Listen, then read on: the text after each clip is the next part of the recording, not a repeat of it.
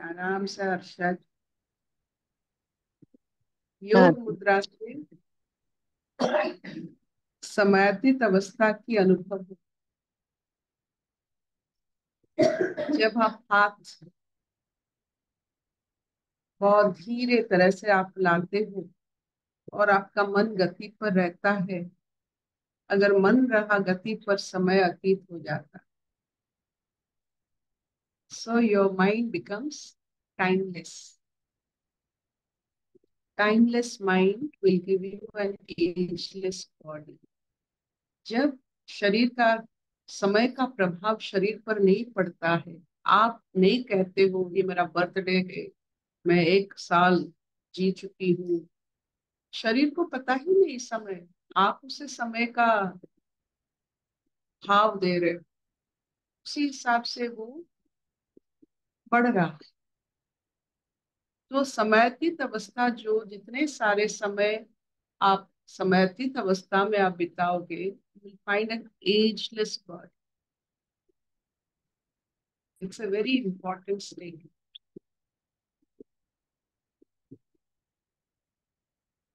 10 बजा है, 12 बजा है, 1 बजा है, ओके. ये जो एक दिन का जो घड़ी है वो चलेगा, लेकिन साल का, बरसों का, आप जब तो 10 साल पहले ये हुआ था, ये सब मत कीजिए. वर्तमान में रहिए और समय को अपने गति पर चलने दीजिए, उसको शरीर पर मत डालिए.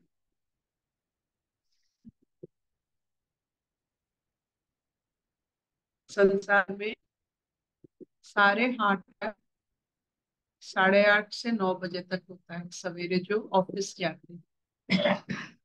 जितने सारे अस्थमा अटैक होता है शाम को 6 बजे, नहीं तो सवेरे 6 बजे. तो समय का एक शरीर पर बहुत बड़ा नियंत्रण रहता है. जब आहिस्ता आहिस्ता ये आपका अभ्यास से समयातीत होने की आपकी अभ्यास हो जाती है, आप देखोगे बहुत सारे परिवर्तन होने लगे. पहला परिवर्तन, शरीर प्राकृतिक बनेगा. ये कैलेंडर, ये घड़ी के कारण ये अप्राकृतिक अवस्था में है.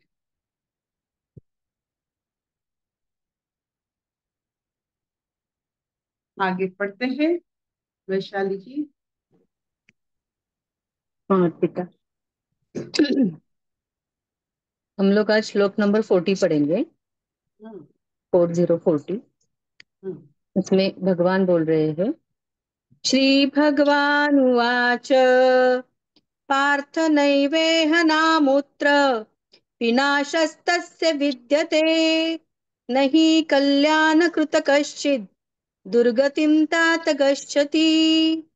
पार्थ नैवेह नामुत्र विनाशस्तस्य विद्यते न हि कल्याणकृत कश्चित् दुर्गतिं तात गच्छति। श्री भगवान बोले, हे पार्थ, उस पुरुष का न तो इस लोक में नाश होता है और न ही परलोक में ही, क्योंकि हे प्यारे, आत्मोद्धार के लिए अर्थात भगवत प्राप्ति के लिए कर्म करने वाला कोई भी मनुष्य दुर्गति को प्राप्त नहीं होता। हरि ओम।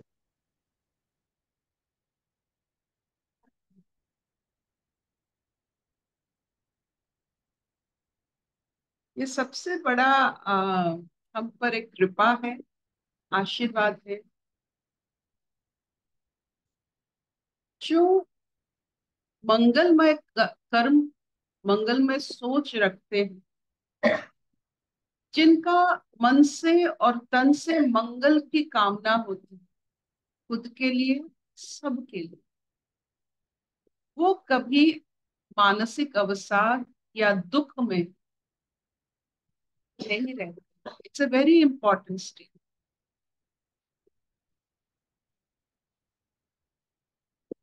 हम पर थोड़ा, खुद पर जब हम नजर डालते हैं, खुद के लिए भी हमारे मंगलमय कामना नहीं होती है. सब समय जैसे हम अपने आप को काट खाते हैं, ये तू नहीं करा, ये करना चाहिए था, ये होना था, ये होना तो अच्छा होता। हम काटते रहते हैं अपने आप को। जो खुद को काटता है, दूसरों को काटने में क्या फर्क पड़ता है उसको। अगर हम अपने आप को बड़े लिहाज से पेश आए कि ठीक है, तूने अच्छा किया है, you are doing good, you are improving, अच्छा तूने नहीं नहीं किया तो ठीक है, अगले बार करेंगे। जैसे बच्चों को हम सिखाते हैं, बच्चों को थोड़ी हम काट खाते हैं। तो जब हम अपने साथ बच्चे जैसा, जब माँ जैसा, माँ कैसे व्यवहार करती है बच्चे के साथ, वैसे जब हम खुद को व्यवहार करेंगे, तो ये जो मंगलमय स्थिति होती है, इससे आपका दुख, कष्ट, पीड़ा सब कभी नहीं आपके पास आए। जब आप खुद के साथ अपव्यवहार करते हैं, वो छलक कर पड़ता है दूसरों के। ये हमें समझनी चाहिए कि जो अपने ऊपर अच्छा व्यवहार नहीं करता है, खराब व्यवहार करता है, वो अपना प्याला उसी से भरा है तो छलकता है दूसरों के ऊपर। जैसे आप एक प्याले में चाय पकड़े हो, आपके साथ कोई अगर टकरा जाता है तो चाय गिरता है। तो जो आपके पास से वो छलकता है। अगर मंगलमय कामना आपके पास हो, खुद के लिए भरा प्यार और खुद की अस्तित्व को एक जिम्मेदारी मानो। आपको एक जिम्मेदारी दिया गया है, ये शरीर को चलाना एक जिम्मेदारी है, ये आपका नहीं है। आप इसके साथ अपव्यवहार नहीं कर सकते। If you know this, that I cannot harm my own self, मैं क्रोध की विष में अपने आप को जला नहीं सकती। ये आहिस्ता आहिस्ता जब आपके जीवन में ये मंगलमय स्थिति आने लगेगी, आप देखोगे आपका कोई मानसिक अवसाद नहीं, दुख नहीं, पीड़ा नहीं, कोई प्रकार की आपकी और आपकी चारों तरफ में कोई ऐसा मोड़ नहीं है जिसमें आप फंस जाओ। मंगलमय स्थिति, मंगलमय सोच, मंगलमय कर्म, मंगलमय कामनाएं ऐसे अवस्था है, कोई भी फांस को उससे हम निकल सकते हैं। अगर कोई प्रारब्ध की फांस हमें फंसा रहा है, हम यही मंगलमय कामना से उससे हम अलग हो सकते। तो आज कृष्ण की जो आशीर्वाद हम पर है, हम ही को हमारी चाबी, जो ताला है जीवन की, ताला की चाबी हम ही को दे रहे हैं। कह रहे हैं सिर्फ मंगलमय कामना, मंगलमय कर्म और मंगल की जो इच्छाएं होती है, सबका मंगल हो, मेरा मंगल, प्रकृति का मंगल हो, सबका मंगल हो, सब जीव जंतु जो भी है यहाँ मंगल में एक ही साथ, एक ही घाट में हम रहते हैं, एक ही घाट में पानी पिएंगे, ऐसा ही सोच, ना ज्यादा ना कम। आप सोचिए, ऐसे बात सोचने से ही हमारे पीड़ा लाघव हो जाती है। और करने में, जैसे बाम जैसे कहते हैं, मरम, जीवन में बहुत सारे अनुभूति हमको होंगे, ये सत्य है। कई नई, कई जानी पहचानी। ऐसा नहीं कि आपने जो जन्म इस जन्म में जाना वो जाना पहचाना है, आपकी पूर्व जन्म में भी जो आपको अनुभव हुआ है वो भी आपका जाना पहचाना है। लेकिन हर जन्म में कुछ ना कुछ नई दिशाएं, नई कुछ हमें सीख,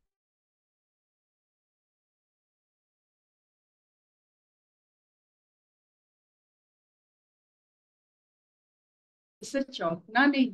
जैसे हम समंदर में, समंदर के पास रहते हैं तो समंदर की लहरी जब आता है, हम अपना मस्तक नत कर लेते हैं, नत मस्तक से हम समंदर की लहरें को पार कर सकते हैं। बस जो आपको डरा रहा है, बहुत भारी लग रहा है, बस नतमस्तक हो जाइए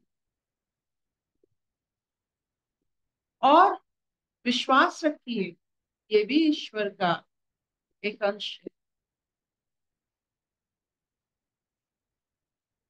चाहे वो अंधकार हो, चाहे वो सूरज की रोशनी हो, चाहे वो अकेलापन हो या एक मेला हो, सब सब में आप महफूज।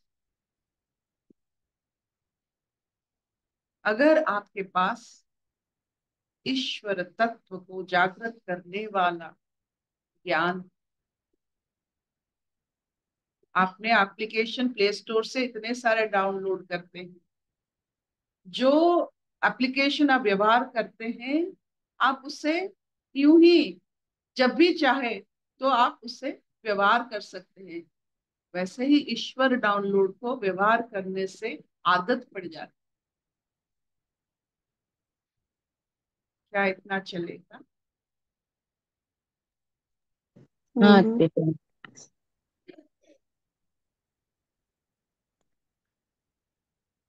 यही आता है जब आप ईश्वर को ऐसे भाव से, मंगलमय कामना से, मंगलमय चेतना से अनुभव करते हो, तो ईश्वर का एक अनोखा नाम हमारे जीव की अग्रभाग में आ जाता है, वो है कल्पतरु।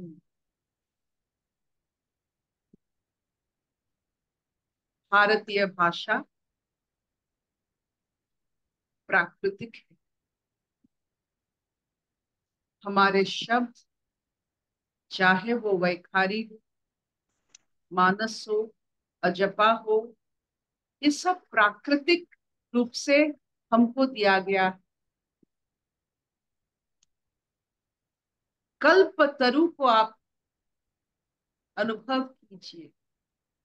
ऐसे तरु के पास है कि हर कल्पना की, जैसे हर कल्पना जहां उग सकते हैं, पक सकते हैं और अनुभव हम कर सकते हैं, ऐसे कल्पतरु है ईश्वर हमारे। आपने ईश्वर जरूर बनाया है, लेकिन उसमें उनको हर एक रूप में अनुभव करना जीवन भर की धारा है। आपको करना है, ईश्वर को कल्पतरु आपको बनाना है। आपकी कल्पनाएं जितने हैं, उसको रूप देने के लिए ईश्वर बड़े व्यग्र है। तो आपने जब ईश्वर का कल्पतरु मान ही लिया है, आपकी हर कल्पना आकार पकड़ेगी। जैसे आपके बच्चे जो आपके नहीं थे, 20 साल पहले, 40 साल पहले आप जब छोटी थी, आपके बच्चे नहीं थे, एक कल्पना थी। वो एक आकार पकड़े, बच्चे की आकार जब हम देखते हैं, हमको विश्वास हो जाता है कल्पतरु जो नहीं था अब आज है, हमारा अंश है। तो हम भी तो ईश्वर का अंश है। तो हमारी हर कल्पना एक आकार पकड़ती है। लेकिन ये दुख की बात है, जब हमारी कल्पना आकार पकड़ती है और हमारे सामने आती है, हमारे उसे सामना करने की सत्य नहीं। हमने कभी सोचा था ये होगा, जब हो रहा है 10 साल के बाद, 15 साल के बाद, 25 साल के बाद, हम नहीं जानते हैं कि ये अपनी कल्पना इतना समय लगा दिया आकार पकड़ने में। ये जो हमारे जीवन में हो रहा है, सब हमारी कल्पनाएं ही तो। कल्पतरु ने हमें आकार दिया है, और हमारी कल्पना को आकार देने के लिए हमारे जितने प्रारब्ध है, उसी हिसाब से हमको आकार मिलता है, देखने को मिलता है, महसूस करने को।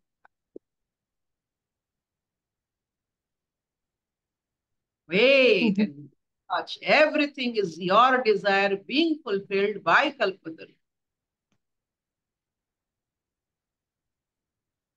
क्या इतना चलेगा?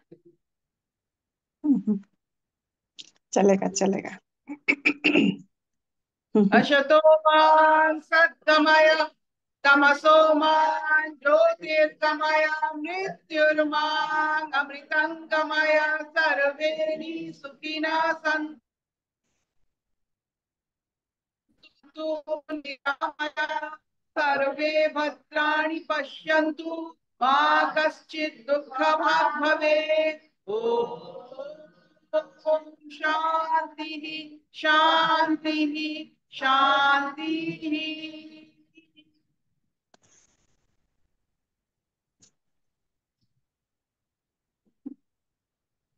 Thank you, thank you mama, thank you.